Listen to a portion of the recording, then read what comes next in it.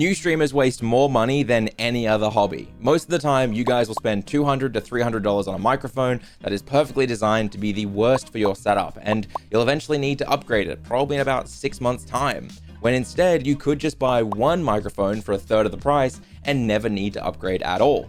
And none of that is your fault. You trust people like myself to say something is good, and you will buy it based on that recommendation. So today I'm giving you my top 5 recommendations for beginner equipment that I have tried, tested, and decided is the best for a budget setup. But most importantly, none of the opinions in today's video are paid for, sponsored, or sent to me for free. And after today's opinions and what I'll say about a few of the big brands, I'll absolutely never get sent anything for free ever again.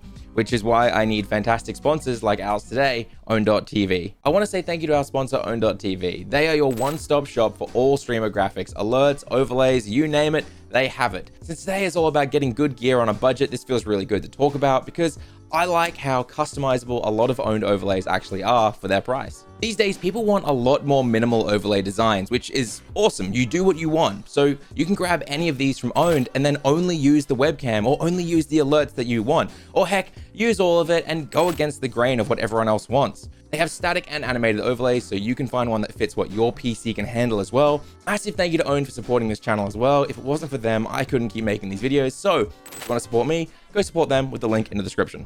Also in the description today is a link to my Kitco, which has all of the gear listed from today's video. With that out of the way, let's talk gear. Now, I was so tempted to save the microphone recommendation for last and hope it boosts retention rate in the video, but I know that's what you guys want to hear the most, so we'll get straight into that first. The mic I recommend is the Shure S. Don't worry, I'm joking. I'm not going to tell you to spend $500 to $800 dues on a microphone, which is Australian dollars, by the way. All the prices today are in Australian, so for most of you watching this, all the gear is actually going to be far cheaper than the prices I list, which is why I'm actually recommending the Blue Yeti. That one is $200 to $300 dues, and no, I'm not recommending it. In all seriousness, it's the HyperX Quadcast. No, it's not. Who would recommend that? It's $340 dues. Maybe it's the Elgato Wave 3. No, that is also very expensive at $230 dues. Don't get me wrong, it's not a bad mic. In fact, none of these microphones I've listed are bad mics. It's just that these are the most popular mics I see being bought, and in my opinion, they're not the best choice for your budget. And they all suffer from the same thing almost every microphone recommendation of the last 5 years has. They're condenser microphones, or just generally a bit too expensive for most beginners. You see, the trouble with condenser microphones is they sound amazing. They take almost no work to get that crisp, clean voice. But that's because they're incredibly sensitive. They pick up your entire room, every single sound, all the sound that bounces off the walls, all the keyboard sounds, the aircon, the fans that you have, and of course the sound of your dad throwing beer cans at your head from off screen.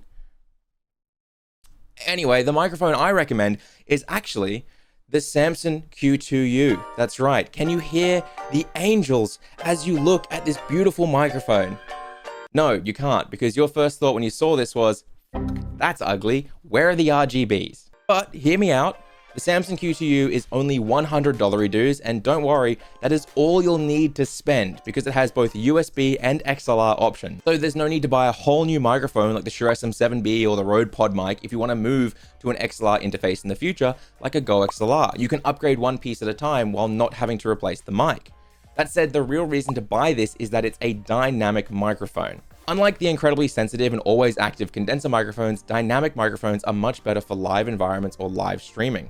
They often have much better noise reduction or noise shielding, so it's better for all those keyboard sounds, the family yelling, and for most of your rooms because you guys don't have the full control over the noise around you. For example, you could be sharing it with a sibling in the living room. I'm not really sure in your situation, but it's better to go dynamic because it matches more rooms better.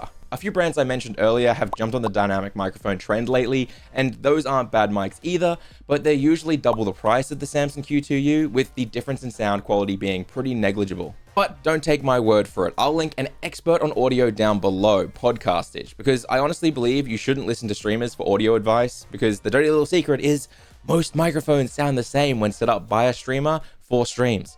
Half of them don't know the difference between a USB and an XLR, or they just buy what the big guys use when they're starting out, and the other option is they get sent it for free and then promote it because free gear is good. Now, before we get to webcams, you will need to get yourself a mic arm, not something like this little stand here because that picks up too much vibration. You want an actual microphone arm, something to absorb all those vibrations and all the smacking sounds when you're rage hitting your desk because you lost your League of Legends game. I have tried so many different mic arms and I feel like I have the worst luck with this, so I'm kind of perfect to tell you about them. I have only one mic arm that I feel fully confident in recommending, and then the other I can semi-recommend. The first is this. This is the Rode PSA 1 or 1 Plus. It is a lot more expensive than most, but goes on sale a lot. The reason I can recommend it despite it being a bit more expensive is because it has never broken or caused any issues whatsoever for me. And I move my mic arm around a lot when I'm live. I like to be active and push my mic around and hold it like a stand-up comedian. And the sound of it moving around never gets picked up, so it's perfect for that. The other microphone arm that I recommend and I'm currently using is the Elgato LP, which I can't really show you unless I do this, but when I do this, you'll see why I'm only semi-recommending it.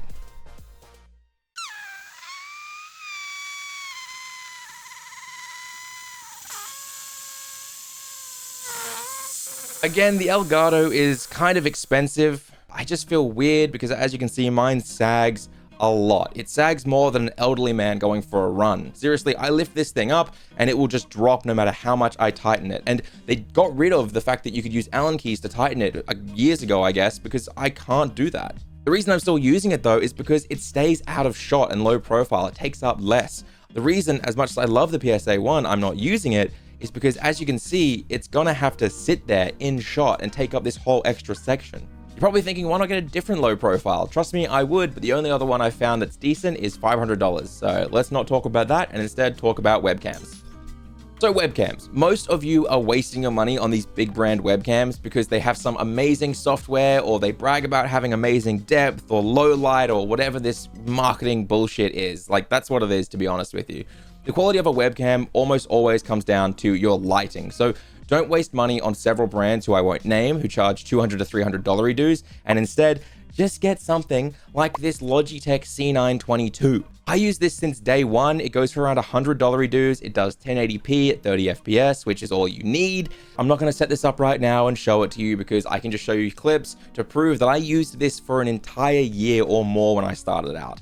And I'll link a video down below how I show to set this up with a single light and still make it look good. Because of course, you need lights. Because you didn't waste your money on a $300 redo webcam, you now have $200 redo spare to buy lights. I have two recommendations personally. The first is the Dazzne D50s. This is a Dazzne D50. I love this light so much that I actually had to go back over to my mate's house and take it off him because I'd given them to him to help him stream. The Dazzne D50s are a bicolor light, which means they can do, why am I telling you? I'll just show you it. Jesus, no, not that bright. So bicolor means they can do a warm orange or tungsten light like this, or a nice daylight cool color like this blue. I like to set mine around 5600 though, because that's a nice standard. As you can see, it has a desk clamp on it, which is fantastic for saving space. You just clip it straight to your desk like this, and it just stays there. And it produces about 3600 lumens of light, which in basic terms, it means that if I crank this all the way up to max, it's bright as hell, as you can see. So don't worry, it'll produce enough for you. This light does go for around $200 dues, and it is amazing, but if you don't want a single light setup and want instead to go with a 2-light setup, which is similar to what I have right now, then I've got you as well. Very similar to the Dazzne's is the newer 90W. It is a 2-pack of lights, which is fantastic. They're again bicolor, the exact same. They have desk lamps, the exact same to save space, and they produce 4800 lux of lights, which is a different measurement to lumens. So if I had to convert it and do some quick math, yeah, they can be bright as fuck as well. Now, before I move on, I need to mention two quick things about lighting. The first is that setting up your lights properly is crucial. You see, it's an art. It's a skill that you have to learn. People always forget this. So if you do buy these lights, please, for the love of God, watch our guide on actually how to use them. And second, holy shit, please don't buy these newer USB lights for 50 bucks. Guys, I know you're on a budget, but your lighting makes or breaks the camera. And these things suck, and they'll make your webcam suck as well. Okay, now for the next recommendation. I wanna say you should never spend money on something unless it affects your content in a positive way. As a filmmaker, we always said the only thing that matters is what's in your frame. No point in buying something that doesn't make what the viewer sees in the frame better. For example, a Stream Deck could be a really good purchase if you're going to use it to turn on big effects like this. I can turn fire on at the press of a Stream Deck button. But you might also be able to start with a free or cheap option like Nutty did with his numpad keyboard video. So please, whatever you buy, make sure you know it is going to make an active improvement on your stream. A good microphone to cancel out noise, a good mic arm to make sure all the bumping and vibrations from your desk doesn't get picked up on that microphone. A decent webcam with some really solid lights will go much further than a super expensive camera and terrible lights. And if you need links to any of the gear in today's video, or you want to upgrade, maybe get some peripherals, then check out the Kitco linked in the description. I've built several kits for each category, and then I scale the budget from cheap options all the way up to the most expensive options. And using those links won't cost you anything extra, but it does support me. And again, none of the gear in today's video was sent to me for free or sponsored though. So I'll see you guys next week.